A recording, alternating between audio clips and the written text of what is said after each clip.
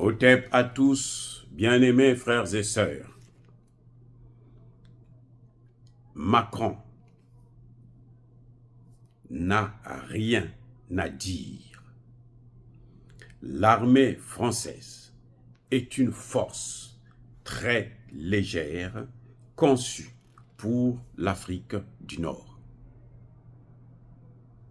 Et il ajoute plus tard, plus loin, l'armée française est conçue pour la chasse africaine. Qui parle ainsi, c'est le colonel MacGregor, un colonel américain à la retraite. Il a fait la guerre du Golfe et puis après, il a voulu se lancer dans la politique, mais les démocrates ont bloqué son dossier. Il avait été nommé ambassadeur des États-Unis en Allemagne. Le Congrès américain a bloqué ça. Il a eu plusieurs postes que le Congrès et les autres institutions des États-Unis ont bloqués. Et donc, ça doit être certainement un homme furieux, frustré, hein, alors qu'il a servi les États-Unis en Yougoslavie, en Irak, un peu partout. Donc, c'est lui qui parle. C'est lui qui est en train de nous dire que, mais Emmanuel Macron ne devrait pas parler comme ça, qu'en fait, il nous montre que Emmanuel Macron est ce que nous avons toujours dit, qu'il est fou.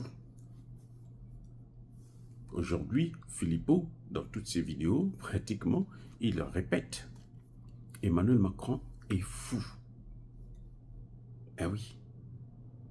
Il croit attaquer Vladimir Poutine, il ne peut pas.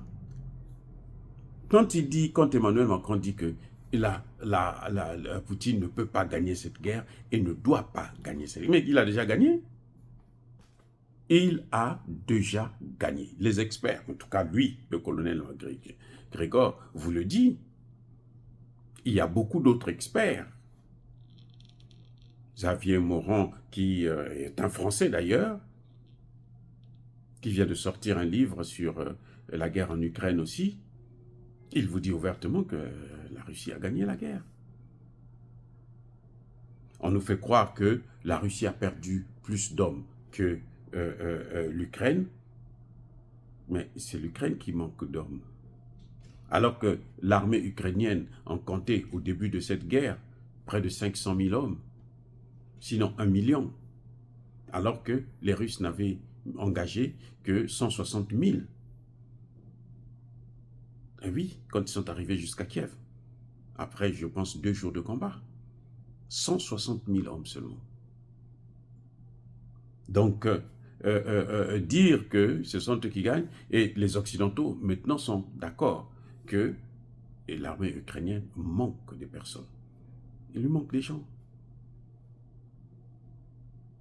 Les Ukrainiens sont arrivés maintenant à mobiliser les femmes. Oui. Avant, c'était seulement les hommes d'un certain âge. Après, c'est descendu aux mineurs jusqu'à l'âge de 16 ans.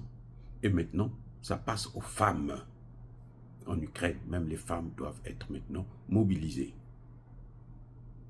Ça veut dire que la situation est catastrophique.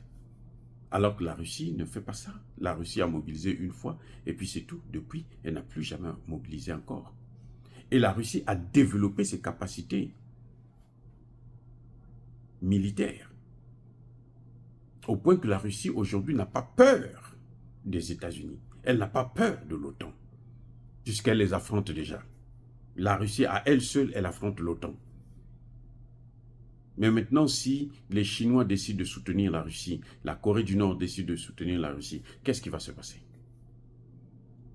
C'est pour ça que nous adhérons, pour une fois, à la thèse du pape, selon laquelle, l'Ukraine doit négocier pour sauver les meubles, pour sauver le reste de ce qui est de l'Ukraine.